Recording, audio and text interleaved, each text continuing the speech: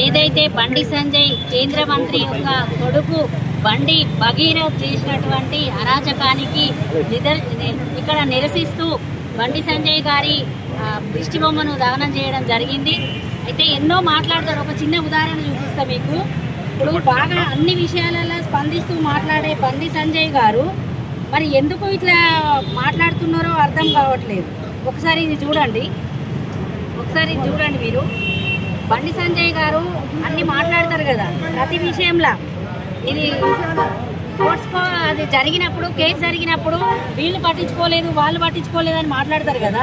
మరి ఒక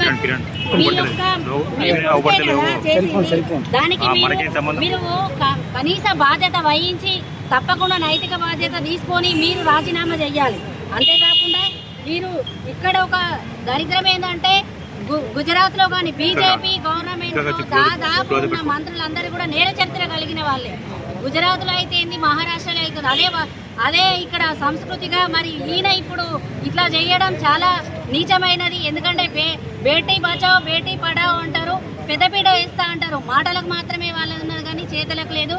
ఇక బీఆర్ఎస్ వాళ్ళు అయితే ఇక్కడ వచ్చింది, బీఆర్ఎస్ వాళ్ళు ఇంట్లోకెళ్ళి కనీసం వాళ్ళు బయటికి కూడా రాకుండా వాళ్ళ అనవసరమైన విషయాలకు వాళ్ళ ఇంట్లో నుండి ఒక్కరు కూడా బయటకు వచ్చి మాట్లాడలేదు.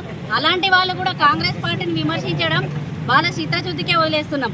మొన్న జరిగిన రైతు సంగ్రామ దానికి కూడా వాళ్ళు కేవలం రైతుల కోసం కాదు, వాళ్ళు పెట్టుకున్నది ఓన్లీ రాహుల్ గాంధీ గారిని, రేవంత్ రెడ్డి గారిని తిట్టడం కోసమే అది పెట్టుకున్నారు. ఎందుకంటే మీరు ఏ విషయంలో అయినా ఎవరైనా ఒక ప్రతిపక్ష నాయకుడుగా ఉన్న రాహుల్ గాంధీ గారు కూడా మోడీ గారి కానీ ఎవరికైనా కానీ చాలా మర్యాద ఇచ్చి మాట్లాడతారు. కానీ అలాంటి వ్యక్తులను మీరు ఎంత పడదట్లో మాట్లాడిందంటే మీ మర్యాద ఎట్లున్నది? మీ నీచ రాజకీయాల కోసమే అది పెట్టిరు. మరి ఇవాళ ఒక్కరు కూడా మీ మొహం కనబడతలేదు. ఒక ఆడపిల్లకు అట్లా అన్యాయం జరిగినప్పుడు ఎవరైనా స్పందించిరా? బీజేపీ గవర్నమెంట్ విషయంలో ప్రతి దాంట్లోనూ మీరు సమర్థిస్తారు. ఎందుకంటే మీకు చాలా రహస్య ఒప్పందాలు చాలా ఉన్నాయి. ఎందుకంటే లిక్కర్ కేసు నుంచి మొదలు పెడితే చాలా ఒప్పందాలు మీకు ఉన్నాయి. ఇప్పుడు కాళేశ్వరం ప్రాజెక్టు విషయంలో కానీ ప్రతి విషయంలో మీరు అసలు ఎప్పుడో జైలు పాలు కావాల్సింది.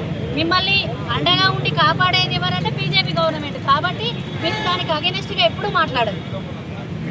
ఇట్లా జరిగితే రేవంత్ అనే గవర్నమెంట్లో ఇక్కడ కాంగ్రెస్ పార్టీలో ఏ ఆడబిడ్డకు అన్యాయం జరిగినా ఎవరికి, రైతులకే కానీ ప్రతి ఒక్క విషయంలో ముందుండి ప్రతి దానికి స్పందించి వారికి న్యాయం జరిగే వరకు వెంటుండి చేసే పార్టీ ఏదైనా ఉన్నదంటే ఒక కాంగ్రెస్ పార్టీ మాత్రమే. అందుకే ఈరోజు రాష్ట్ర అధ్యక్షురాలు మరియు ఇక్కడ జిల్లా నుండి ఇక్కడ చేయడం జరిగింది. ఇది ఇంతేకాకుండా వాళ్ళు ఇప్పటికైనా ఫస్ట్ నైతిక బాధ్యత కొడుకు చేసిన దానికి ఏదన్నా పార్టీలో ఎవరైనా మిస్టేక్ చేస్తే పార్టీ అధ్యక్షుడు రాజీనామా చేయాలంటారు. లేకపోతే హోంశాఖ వీళ్ళు స్పందించలే అంటారు, వాళ్ళు స్పందించలే అంటారు.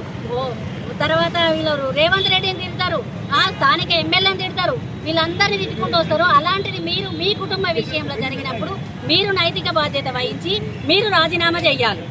తప్పకుండా రాజీనామా చేయాలి. అదే కాకుండా దీంట్లో